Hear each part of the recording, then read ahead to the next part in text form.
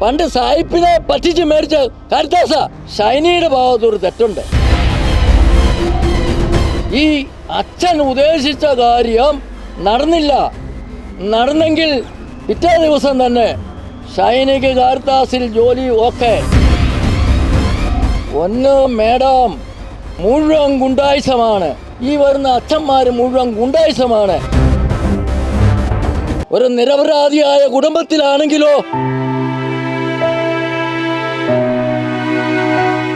ഇപ്പോൾ ചേട്ടൻ നമ്മളിപ്പോൾ ഇവിടെ ഷൈനി ചേച്ചിയുടെ 2 മക്കളുടെ ഒരു ഓർമ്മ എന്നുള്ള രീതിക്ക് ഒരു യോഗം നടന്നു. അപ്പോൾ ചേട്ടൻ ഇതിനോട്ട് ക്ഷണിച്ചിട്ടുണ്ടായിരുന്നു ഈ ഒരു ഇതിലോട്ട്? എന്നെ ഇവിടെ ക്ഷണിച്ചിട്ടില്ല, ഞാനിത് അറിഞ്ഞു വന്നതാ. അപ്പോൾ എങ്ങനെ ഈ ഒരു ഇവർ ഈ കാണിക്കുന്ന ഈ സഭയിലാണെങ്കിൽ ഇപ്പോൾ ഒരുപാട് പ്രശ്നങ്ങൾ നടന്നുകൊണ്ടിരിക്കുകയാണല്ലോ. അപ്പോൾ എന്താ ഷൈനി ചേച്ചിയുടെ കേസുമായിട്ട് റിലേറ്റ് ചെയ്തിട്ടാണോ അതോ അവർ ഈ സഭയിലുണ്ടാകുന്ന കുറേ പ്രശ്നങ്ങളുണ്ടല്ലോ ഇപ്പോൾ നീണ്ടൂർ പള്ളിയിലാണെങ്കിലും ഈ അച്ഛനെ കുറിച്ചിട്ടുള്ള കുറേ പരാമർശങ്ങൾ വരുന്നുണ്ട്. അപ്പോൾ ഇവർ ഏറ്റവും കൂടുതൽ മുൻതൂക്കം കൊടുക്കുന്നത് സഭയിലെ കുറച്ച് കാര്യങ്ങളാണ്. ഈ ഷൈനി ചേച്ചി ഒരു നിമിത്തമായി എന്നുള്ള രീതിക്കാണ് ഇവരൊക്കെ സംസാരിക്കുന്നത്. ഇപ്പോൾ മരിച്ചിട്ട് 2 ആഴ്ച കഴിഞ്ഞു, എന്നിട്ടും വലിയൊരു എന്താ പറയാ നടപടിക്രമങ്ങളോ ഒന്നും തന്നെ സ്വീകരിച്ചിട്ടില്ല ഈ സഭയിലാണെങ്കിലും അല്ലേ? ഇല്ല. അപ്പോൾ എന്താണെന്ന് ചോദിച്ചു കഴിഞ്ഞാൽ, ഒരു അച്ഛനും കന്യാസ്ത്രീയും ഉള്ള കുടുംബത്തിലാണ് ഈ ഷൈനിയെ കെട്ടിച്ചത്. അപ്പം ഈ ഷൈനിയുടെ കുടുംബത്തിൽ നിന്നുള്ള കാരണങ്ങളാൽ ഈ ഷൈനി മരണപ്പെട്ടു, ഷൈനിയും 2 മക്കളും. അപ്പം അച്ഛനും കന്യാസ്ത്രീയുമുള്ള കുടുംബത്തിൽ അവരുടെ ഭാഗത്താണ് തെറ്റ്, സഭ അവർക്കാണ് കൂട്ട്. അതാണ് ഇപ്പം നോബിയെ അറസ്റ്റ് ചെയ്തു, അച്ഛനെ അറസ്റ്റ് ചെയ്തില്ല. ഓസ്ട്രേലിയയിൽ നിന്ന് അവിടെയുള്ള മലയാളികളെല്ലാം കൂടെ കൂടി അച്ഛനെ ഇങ്ങോട്ട് പറഞ്ഞു വിട്ടിട്ടുണ്ട്. ഇവിടെ സഭ ഒളിപ്പിച്ചിരിക്കുക, എവിടെയോ ഒളിപ്പിച്ച് വെച്ചിരിക്കുക. അതെവിടെയാണ് പോലീസ് കണ്ടുപിടിക്കണം, അതാണ് വേണ്ടത്. പിന്നെ ഈ ഷൈനി ഒത്തിരി ദുരിതങ്ങൾ ആ വീട്ടിൽ നിന്ന് അനുഭവിച്ചിട്ടുണ്ട്. ഒരു BSc നേഴ്സ് പഠിച്ച പെണ്ണാണ്. അവളവിടെ കപ്പ, ഇഞ്ചി, കാച്ചില്, ചേമ്പ്, ചേന, വാഴക്കൊല ഇങ്ങനെയുള്ള കൃഷികൾ ചെയ്ത് അവളവിടെ ജീവിച്ച പെണ്ണാണ്. അവിടെ വണ്ടിയിലാണ് ചന്തയിലേക്ക് ഈ വാഴക്കുലയും കൃഷികളെല്ലാം കൊണ്ട് വിറ്റ് അവൾ കുടുംബം പോറ്റിപ്പോകുന്നത്. ഈ നോവി വിദേശത്താണ് ജോലി, പക്ഷെ അവന് 5 പൈസ കൊടുക്കുന്നില്ല. ഈ ചേച്ചിനെ ഇപ്പോൾ ഇത്രയും പഠിച്ചിട്ടും നമ്മൾ കേൾക്കുന്ന കുറച്ച് കാര്യങ്ങളുണ്ട്. ഈ ചേച്ചിനെ പഠിപ്പിച്ചത് ഇപ്പോൾ ഈ നോബി എന്ന് പറയുന്ന ആളാണ് പഠിപ്പിച്ചത് എന്നൊക്കെ കേൾക്കുന്നുണ്ട് നമ്മൾ. അത് നേഴ്സിംഗ് പഠിപ്പിച്ചത് അപ്പനും അമ്മയല്ല പഠിപ്പിച്ചത്. അവിടെ അപ്പനും അമ്മയും നേഴ്സിംഗ് പഠിപ്പിച്ചുകൊണ്ട് കെട്ടി, അല്ലെ അവൻ കെട്ടുവോ? നേഴ്സിംഗ് വിദൂരം ഇല്ലാതെ ഈ വിദേശത്ത് ജോലിയുള്ളവൻ കല്യാണം കഴിക്കുമോ? പിന്നെ അവൻ എന്നാ പഠിപ്പിച്ചത്? അപ്പം ഇവനെ കഞ്ചാവും മയക്കുമരുന്നും ആയിരിക്കും, അല്ലെങ്കിൽ ഇത്രയും ഈ ഹീനമായ കൃത്യങ്ങൾ ഇവൻ ചെയ്യുമോ? ഒരു രാത്രി 2 മണിക്ക് ഇവിടെ അപ്പനെ വിളിച്ചായിരുന്നെ അറിവ്. ഈ ഷൈനിയുടെ അപ്പനെ വിളിച്ചേച്ച് പറഞ്ഞു, എത്രയും പെട്ടെന്ന് നിങ്ങൾ കൂട്ടിക്കൊണ്ട് പോകണം, അല്ലെ ഇവളെ ഞാൻ കൊന്നുകളയും.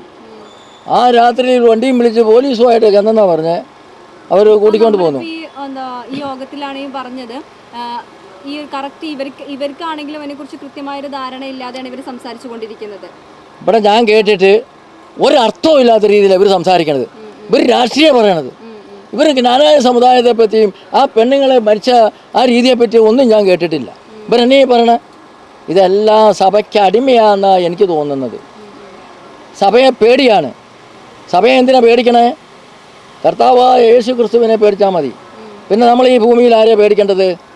ഇപ്പോൾ ഇവിടുത്തെ സംസാരമൊന്നും എനിക്ക് കേട്ടിട്ട് ഒന്നും ഇഷ്ടപ്പെട്ടിട്ടില്ല. അത് തന്നെയല്ല, ഈ ജ്ഞാനായ സമുദായത്തിൽ ഈ കോട്ടയം ജില്ലയിൽ ഈ 20 പേരാണോ ഈ ഹാളിൽ വന്ന് കൂടേണ്ടത്? ബാക്കിയുള്ള ജനം എവിടെ പോയി? ഇതെന്താ കാര്യം? ഇതെന്താ പേടിച്ചിരിക്കണേ? എന്തിനാ ഇവർ പേടിച്ചിരിക്കണേ? ഇതെന്താണെന്നറിയോ? ജ്ഞാനായ സമുദായം വളർന്നു പോയി, ഇഷ്ടം പോലെ പൈസയായി, വിദേശത്തും പോയി ഇഷ്ടം പോലെ പൈസയൊക്കെ ഉണ്ടായി. അങ്ങനെ വന്നു കഴിഞ്ഞപ്പോഴത്തേനും സഹോദരങ്ങൾ വേണ്ട, കൂടപ്പുറപ്പുകൾ വേണ്ട, അപ്പം വേണ്ട, അമ്മ വേണ്ട, അയലോക്കംകാർ വേണ്ട, ആരും വേണ്ട. ചുറ്റുമതിൽ കെട്ടി അവരവരുടെ ആവശ്യം മാത്രം നോക്കി ജീവിക്കുന്ന ഒരു സമുദായമായി മാറി ജ്ഞാനായക്കാർ. നേരത്തെ 40 കൊല്ലം മുമ്പ് ഇങ്ങനെ അല്ലായിരുന്നു. ഒരു ചക്ക വെട്ടിയ അയലോക്കംകാരെല്ലാവരും കൂടെ വന്നിരിക്കും. ഓലപ്പറയായിരുന്നു വീട് പണിത് ഓലപ്പറ കെട്ടണമെങ്കിൽ അന്ന് നാട്ടുകാരെല്ലാം നാനാജാതി മതസ്ഥരായ ആളുകൾ എല്ലാവരും കൂടെ കൂടി വന്നിരുന്ന് സ്വരുമിച്ച് അങ്ങനെ ഒരു കാലഘട്ടം ഉണ്ടായിരുന്നു. അതെല്ലാം മാറിപ്പോയി. ഇനിയിപ്പം ഇത് ശാത്താൻ്റെ ഭരണമാണ് എനിക്ക് തോന്നുന്നത്. ഇന്നിപ്പോൾ കേരളം ശാത്താൻ്റെ ഭരണമാണ്. എനിക്ക് പറയാൻ കൂടുതലൊന്നുമില്ല. ഈ നോബിയെ ഒരു 12 വർഷം ശിക്ഷിക്കണം. ഈ ബോബി എന്ന് പറയുന്ന അച്ഛനെയും അകത്തിടണം. അതാ വേണ്ടത്.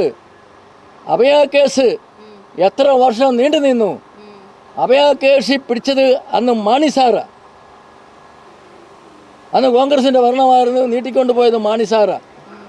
മാണി സാറിൻ്റെ ഭരണകാലത്താണ് നീട്ടിക്കൊണ്ട് പോയത്. അന്ന് ജോമോൻ പുത്തമ്പരയെ ദൈവം നിയോഗിച്ചതാ എന്നാ എനിക്ക് പറയാനുള്ളത്.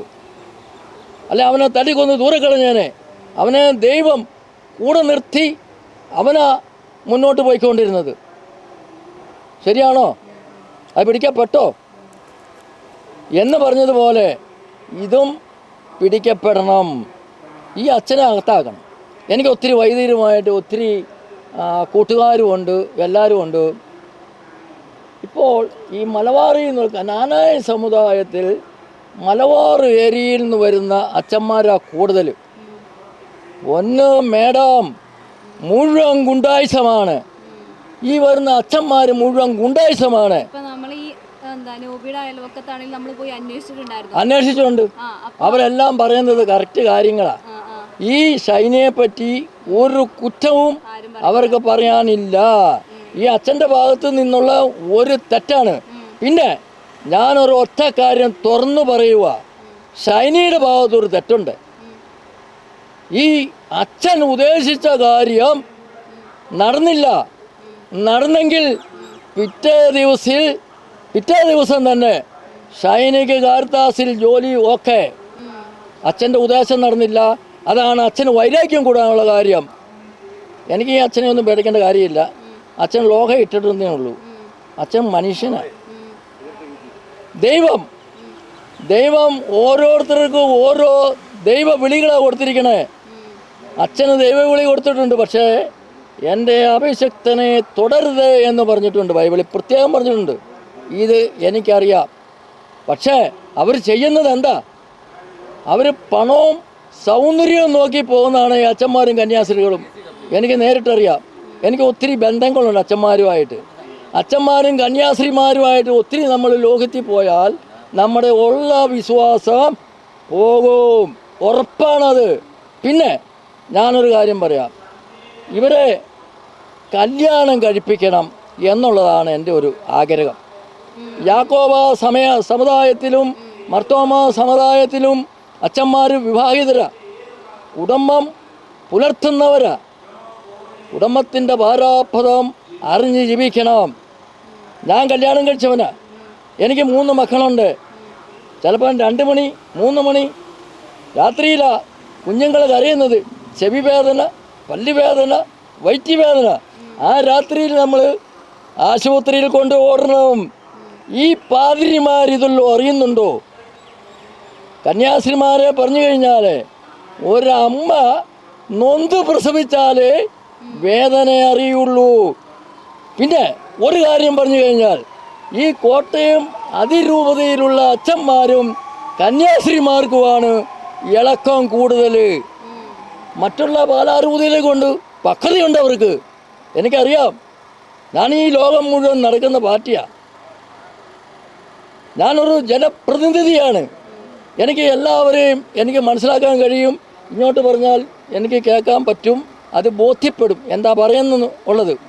അങ്ങനൊരു വ്യക്തിയാണ് ഞാൻ. പിന്നെ ഇങ്ങനെ ഒരു കുടുംബത്തിലും വരാൻ പാടില്ല. പിന്നെ എല്ലാ പള്ളികളിലും കൂടാരയോഗമില്ല. കൂടാരയോഗം നിങ്ങൾക്കുണ്ടോ അവിടെ? ക്രിസ്ത്യാനി അല്ല, ഹിന്ദുക്കൾക്കും ഉണ്ടല്ലോ കുടുംബയോഗം ഉണ്ടല്ലോ. ആ കുടുംബയോഗത്തിൽ ഒരു വാർഡ് അനുസരിച്ചാണ് വരുന്നത്. ആ വാർഡ് അനുസരിച്ച് വരുമ്പോൾ 15 20 കുടുംബമേ ഉള്ളൂ. ആ കുടുംബത്തിൽ അച്ഛനും കന്യാസ്ത്രീമാരും വരും. ഒരു പ്രാർത്ഥന ചൊല്ലി പോയാൽ പോരാ. ഒരു പൂവൻ പഴവും ഒരു ചായയും കുടിച്ചു പോയിട്ട് കാര്യമില്ല. ഈ 15 കുടുംബത്തിലെ അംഗങ്ങളിൽ ഇറങ്ങിച്ചെല്ലണം. അവിടെ എന്തൊക്കെയാണ് നടക്കുന്നത് ചോദിച്ചറിയണം കന്യാസ്ത്രീമാർ. ഈ സ്ത്രീകളോട് ചോദിക്കണം. അവർ കിളി പോലെ പറഞ്ഞു കൊടുക്കും. അച്ഛന്മാരോട് കുമ്പസാരിക്കാൻ പോയാൽ മാത്രം പോരാ, ഈ കുമ്പസാരം തന്നെ നിർത്തണം. സ്ത്രീകൾ അച്ഛന്മാരുടെ അരികെ പോയുള്ള കുമ്പസാരം നിർത്തണം. ഈ സ്ത്രീകളുടെ കുമ്പസാരം കന്യാസ്ത്രീമാർക്ക് കൊടുക്കട്ടെ. എന്താ വല്ല കുഴപ്പമുണ്ടോ? ഞാനൊരു അച്ഛനോട് ചോദിച്ചു, അച്ഛാ ഒരു 50 സ്ത്രീകളുടെ കുമ്പസാരം എനിക്കിതാ. അച്ഛൻ പറയുന്നതിൽ കഴിഞ്ഞ് നല്ല ഒരു പ്രസംഗം ഞാൻ പറയാം, തരുമോ? അത് തരികയാണ്. ഇതാണ് കാര്യം. പിന്നെ ഈ ഷൈനിക്കും ഈ 2 മക്കൾക്കും നീതി കിട്ടണം. കോട്ടയം അതിരൂപതയിലുള്ള മെത്രാൻ അതിന് മുൻകൈയെടുത്ത് തീരുമാനമെടുക്കട്ടെ എന്നുള്ളതാണ് ഞാൻ പറഞ്ഞത്. പിന്നെ അതിരൂപതയിലുള്ള ഈ അച്ഛന്മാരെ നിയന്ത്രിക്കാൻ മൂലക്കാട്ട് പിതാവിന് പറ്റിയാലെങ്കിൽ രാജിവെച്ച് വീട്ടിൽ പോകട്ടെ. നമ്മൾ പൊതുവെ പറയുന്ന ഒരു കാര്യമാണല്ലോ, ഇപ്പോൾ സൂയിസൈഡ് ചെയ്തിട്ടുണ്ടെങ്കിൽ, ആത്മഹത്യ ചെയ്താൽ എന്താ നമ്മൾ പള്ളിയിൽ അടക്കാൻ പാടില്ല എന്നുള്ളൊരു കാര്യമുണ്ടല്ലോ. അപ്പൊ ജ്ഞാനായക്കാരാകുമ്പോ പള്ളിയിൽ അടക്കുന്ന ഒരു സാഹചര്യം വരുന്നത്. കാശുണ്ടെങ്കിൽ എവിടെ അടക്കാം, അങ്ങനെയാണ്. പൈസ ഉണ്ടെങ്കിൽ. മേഡം ഞാനൊന്ന് ചോദിക്കട്ടെ, ഞാനൊരു 50,000 രൂപ ഒരു അച്ഛൻ്റെ കൊടുക്കുക, സഹായം കൊടുക്കുക. ആ അച്ഛൻ അന്ന് പള്ളി വിളിച്ചു പറയും, അവനും അവൻ്റെ കുടുംബത്തിനും മരിച്ചു പോയ എല്ലാവർക്കും വേണ്ടി ഭയങ്കര പ്രാർത്ഥനയാണ്. കൊടുത്തില്ലെങ്കിലോ?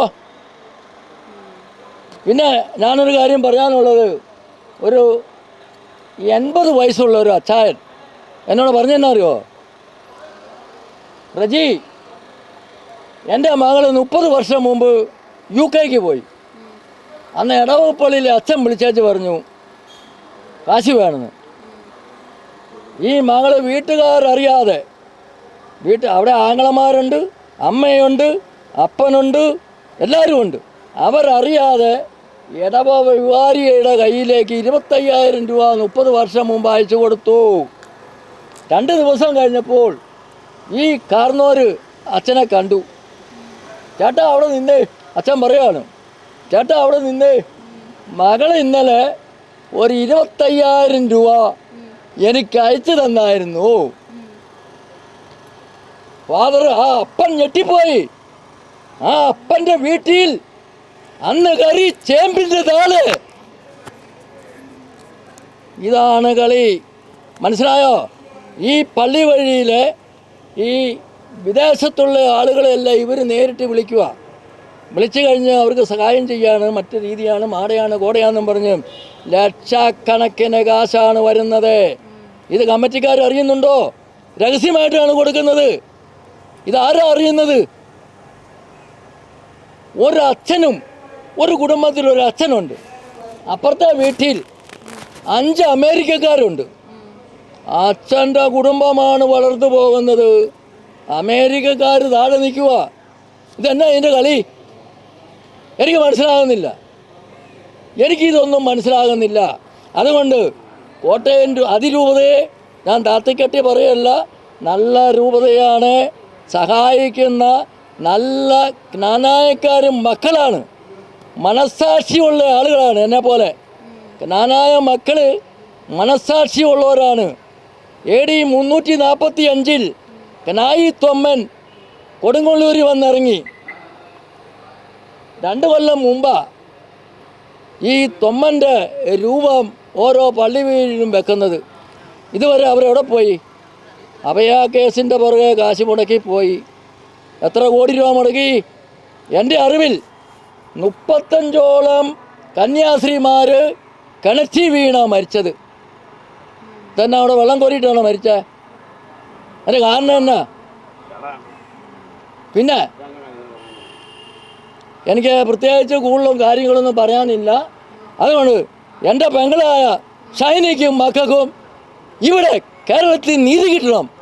നീതി കിട്ടണമെങ്കിൽ ഈ പാതിരിയായ ബോബി അച്ഛനെ കൂടെ അറസ്റ്റ് ചെയ്യണോ? ബോബി അച്ഛൻ്റെ മുഖം നിങ്ങൾ കണ്ടായിരുന്നോ? എങ്ങനെയാ? ഒരച്ഛനല്ല, അച്ഛൻ്റെ മുഖമൊന്നും അല്ല കണ്ടിട്ട്, ഒരു ക്രൂരനായ ഒരു അച്ഛനല്ല പുള്ളി. നമുക്ക് നാട്ടുകാരുടെ അടുത്തുനിന്ന് നമുക്ക് നാട്ടുകാരെല്ലാവരും നിങ്ങൾ പറഞ്ഞു കേട്ടല്ലേ. പക്ഷേ അവിടെ കുടുംബക്കാരടക്കം പറയുന്നുണ്ട് അദ്ദേഹം ഒരു വൃത്തികെട്ട മനുഷ്യനാണെന്നുള്ള രീതിയിൽ തന്നെയാണ്. കോട്ടയത്ത് നിന്ന് ഒരു ആൾ സംസാരിച്ചു, ഇവരുടെ സ്വന്തക്കാരൊരു കാർന്നൂർ സംസാരിച്ചായിരുന്നു. പുള്ളി അവിടെ ചെല്ലുമ്പോൾ ഷൈനീനെ ഈ നോബി എടുത്തിട്ട് ചവിട്ടുക ചെയ്തത്. ഇതൊക്കെ എന്തൊരു ക്രൂരതയാ! ഇവിടെ നീതിയില്ലേ, ന്യായമില്ലേ? ഒരു അച്ഛനും കന്യാസ്ത്രീയും ഉള്ള കുടുംബത്തിൽ ഒരു കാരണവശാലും ഇങ്ങനെ നടക്കാൻ പാടില്ല. ഞാനൊക്കെ എൻ്റെ വീട്ടിൽ അച്ഛനുമില്ല, കന്യാസ്ത്രീ ഇല്ല, ഞാനാ കുടുംബനാഥൻ. എന്നാ കുഴപ്പം? അവിടെ പട്ടിണിയില്ല, ഒരു പ്രശ്നവുമില്ല. ഈ പാതിരിമാരെ കല്യാണം കഴിപ്പിച്ച് നിലയ്ക്ക് നിർത്താനുള്ള അടിസ്ഥാനപരമായ കാര്യങ്ങൾ ഈ മൂലക്കെട്ട് പിതാവ് നോക്കട്ടെ. പിന്നെ ഒറ്റ കാര്യം കൂടെ എനിക്ക് പറയാനുണ്ട്. ഇന്നലെ നമ്മളെ കുന്നശ്ശേരി സാവിയോ നിങ്ങളോടല്ല സംസാരിച്ചേ, ഒരു ഇല്ലിയുടെ ചോട്ടിലിരുന്ന് അദ്ദേഹം എന്താ പറഞ്ഞത്? എൻ്റെ ഭാര്യ വീടിൻ്റെ തൊട്ടപ്പുറയാ പുള്ളിയുടെ വീട്. എൻ്റെ ഭാര്യ വീടും ഈ പുള്ളിയുടെ സാവിയുടെ വീടുമായിട്ട് 150 മീറ്ററുള്ള അകലം. നിങ്ങളുമായിട്ട് സംസാരിക്കുന്ന ഞാൻ കേട്ടായിരുന്നു. ഞാൻ ചോദിക്കണതേ, കുന്നശ്ശേരി സാവിയോ എന്ന് പറയുന്ന ആള് ആരാ? ഈ മൂലക്കാട്ട് പിതാവിന് മുമ്പിരുന്ന മെത്രാൻ ആരായിരുന്നു? കുന്നശ്ശേരി പിതാവ്. ഈ കുന്നശ്ശേരി പിതാവിൻ്റെ അനിയനാണ് നിങ്ങളോട് സംസാരിച്ചത്. മനസ്സിലായോ? ഈ സാവിയയുടെ പേർക്ക് 2000 ഏക്കർ, 3000 ഏക്കർ, 5000 ഏക്കർ എവിടെയെല്ലാം മേടിച്ചിട്ടിട്ടുണ്ട്. ഇത് ആരുടെ കാശാ? ഈ പിതാവ് സഭയെ പറ്റിച്ചുണ്ടാക്കിയ കാശാണ്. എന്നിട്ടാണ് ഈ സഭയോട് കൂറ് കാണിച്ച് അദ്ദേഹം സംസാരിച്ചത്. അത് ന്യായമല്ല. ആണോ? ഞാൻ ഇന്നലെ ഇത് കേട്ടപ്പോൾ 2 വാക്ക് സംസാരിക്കാനായിട്ട് പിടിച്ചപ്പോൾ എൻ്റെ ഭാര്യ മൊബൈൽ തട്ടിപ്പറിച്ചുകൊണ്ട് പോയി. മിണ്ടണ്ട, അയലോക്കാന്ന് ഉണ്ടായിരുന്നിട്ടുള്ള കാര്യമുണ്ടോ? അതേപ്പോൾ തുറന്നു പറഞ്ഞത് സാവിയോ പറഞ്ഞത് മൂലക്കാട്ട് പിതാവിന് സൈഡായിട്ടാണ് പറഞ്ഞത്. കോട്ടയം അതിരൂപതയ്ക്ക് ഞങ്ങളുടെ ഒരു പൂട തൊടാൻ പറ്റിയായിരുന്നു. ഞങ്ങൾ ജ്ഞാനായക്കാരുടെ ഒരു പൂട തൊടാൻ പറ്റിയായിരുന്നു. ഞാനൊന്ന് ചോദിച്ചു പോട്ടെ, ഈ സാവിയുടെ വീട്ടിലേക്ക് ഒന്ന് 15 പിള്ളേർ ഞങ്ങൾ കയറി ചെല്ലട്ടെ. ഈ സാവിയുടെ കൂട്ടത്തിൽ ആര് കൂടും? ഒരു തെക്കും പാവനും കൂടിയല്ല. സാവിയെ അവിടെ ആർക്കാ കാണാവുന്നേ? എനിക്ക് അടുത്തറിയാം. ഈ സാവിയോയെ ഈ അയലോക്കത്ത് ആർക്കാ കാണാവുന്നേ? ഇവൻ എന്താ ഉപകാരം ചെയ്തിട്ടുള്ളത്? ആർക്കെങ്കിലും ഒരു നേട്ടം ഉണ്ടാക്കി കൊടുത്തിട്ടുണ്ടോ? അതുകൊണ്ട് ഈ ഷൈനിക്കും കുഞ്ഞുമക്കൾക്ക് നീതി കിട്ടണമെന്നാണ് ഞാൻ ദൈവത്തോട് പ്രാർത്ഥിക്കുന്നത്. അത് കിട്ടിയിരിക്കണം. ഈ ബോബി അച്ഛനെ എത്രയും പെട്ടെന്ന് അറസ്റ്റ് ചെയ്ത് നീതിക്ക് മുമ്പേ കൊണ്ടുവരണം. മൂലക്കാട്ട് പിതാവ് അതിന് കൂട്ടി നിൽക്കരുത്, തള്ളിവിടണം. ഒരാൾ പൊഴിഞ്ഞു പോയാൽ 10 പേര് വേറെ വരും എന്ന് പിതാവ് ചിന്തിക്കണം. അതല്ല വേണ്ടത്. ഈ സാവി ഇന്നലെ സംസാരിച്ച് മൂലക്കേട്ട പിതാവ് സന്യാസിയാണ്. എവിടുത്തെ സന്യാസി? കാട്ടിക്കറിയിരിക്കുവാണോ? മൂലക്കേട്ട പിതാവ് കാട്ടിലിരുന്ന് സന്യസിക്കുവാണോ? ഞങ്ങളാരും പൊട്ടന്മാരല്ല. അത് ആദ്യം മനസ്സിലാക്കട്ടെ. ഈ സാവിയുടെ മുറ്റത്ത് നിന്ന് ഞാൻ പെണ്ണ് കെട്ടിയിരിക്കണേ.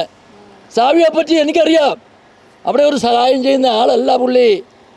കള്ളു കുടിക്കും, പെണ്ണ് പിടിക്കും, ഇതെല്ലാം ചെയ്ത് ജീവിക്കുന്ന ഒരാളാണ്. കറക്റ്റായിട്ട് എനിക്കറിയാം. ഒരുത്തരും ഈ രാജ്യത്ത് നല്ലവനല്ല. പിന്നെ ഞാൻ വലിയ പുള്ളിയാണെന്നും പറഞ്ഞ് കൂടുതൽ കൂതാശ പറഞ്ഞിട്ടും വലിയ കാര്യമൊന്നുമില്ല. പണം കൊണ്ട് എന്താ ആവശ്യം? പണം ആവശ്യത്തിന് വേണം. ഞാൻ ചോദിക്കട്ടെ, ഇവൻ്റെയൊക്കെ കൂടെ 10 പിള്ളേർ കൂടെ ഇറങ്ങാനുണ്ടോ? ആരാ ഉള്ളത്?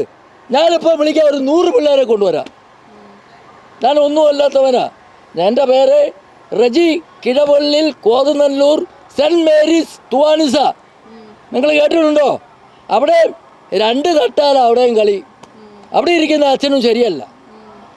ഈ ജ്ഞാനായ സമുദായത്തിലെ എല്ലാ പള്ളികളിലും ഉണ്ട്. അവിടെ ഇരിക്കുന്ന എല്ലാ പള്ളികളിലും 2ഉം 3ഉം തട്ടാലാതെ എങ്ങനെ വന്നു? അതാണ് എനിക്ക് മനസ്സിലാകാത്തത്. ഇതെന്താ ഇതിൻ്റെ കാരണം? ഈ അച്ഛന്മാരെ നിലയ്ക്ക് നിർത്താൻ ഈ മൂലക്കാട്ട് പിതാവിന് പറ്റിയല്ലേ? പറ്റണം. ഇപ്പൊ ചേട്ടാ, ഇപ്പൊ ഈ ഷൈനി ചേച്ചിയുടെ വീട്ടുകാരെ കുറിച്ചിട്ടും കുറെ കേൾക്കുന്നുണ്ട്. വീട്ടുകാരെ പറിച്ച് ഇപ്പൊ ഇവർക്ക് മുഖം മറയ്ക്കാനുള്ള കുറ്റാരോപണം വീട്ടുകാരെ പറ്റി കുറെ പറയും.